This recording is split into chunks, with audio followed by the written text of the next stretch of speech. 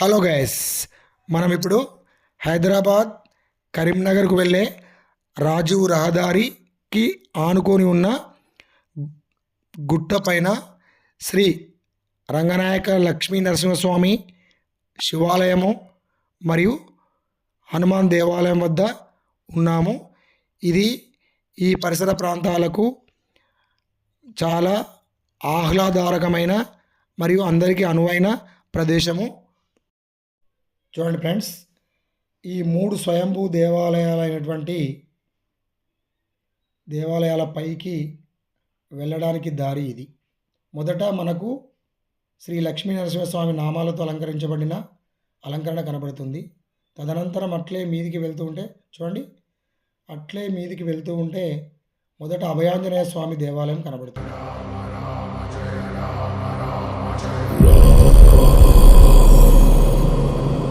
రఘునందన రఘునందన రఘువర సేవన రఘుపతి ఛాయన.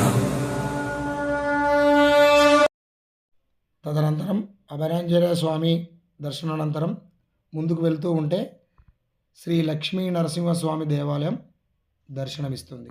చూడండి, ఈ లక్ష్మీ నరసింహస్వామి దేవాలయం చాలా పురాతనమైన దేవాలయం.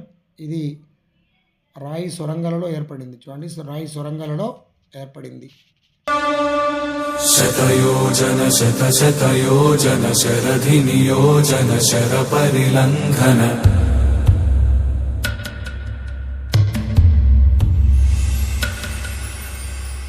రఘునందన రఘునందన రఘువర సేవన రఘుపతి ఛాయన. ఇంకా కొంచెం ముందుకు వెళితే సరిగ్గా రోడ్డును ఆనుకొని రోడ్డు నుంచి అత్యంత ఎత్తులో మన పెద్ద బండలపైన శివలింగం వెలిసింది. ఈ మధ్యనే శివలింగానికి దేవాలయం నిర్మించడం జరిగింది. చూడండి, శతయోజన శతశతయోజన శరధి నియోజన శర పరిలంఘననే.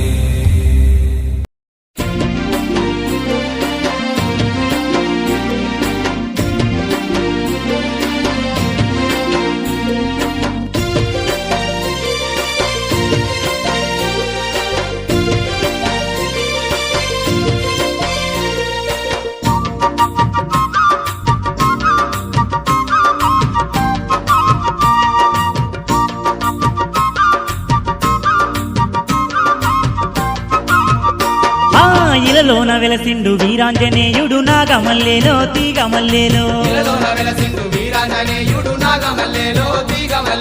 భక్తుల పాలిట బంధువై నిలిచిండు నాగమల్లేలో తీగమల్లేలో.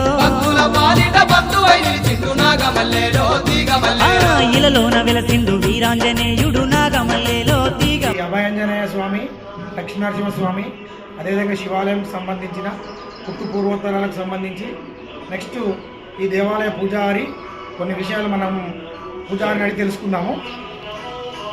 ఈ దేవాలయం 100 సంవత్సరాల ప్రసిద్ధంగాంచిన దేవాలయము.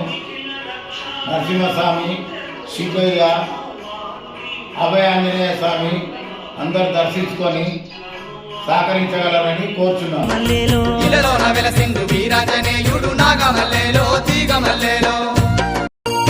వజ్రదేహం దాల్చి అవని పైన వెలిసి రామనామమే ప్రాణంగా భావిస్తూ ఎనలేని భక్తుల పూజలందుకుంటూ ఎన్నెన్నో వరములు భక్తులకిస్తుండు. సింధూర రూపంతో అందంగా కొలువై నాగమల్లేలో తీగమల్లేలో. గాలి దయ్యాలను తరిమి కొడతా ఉండు నాగమల్లేలో తీగమల్లేలో.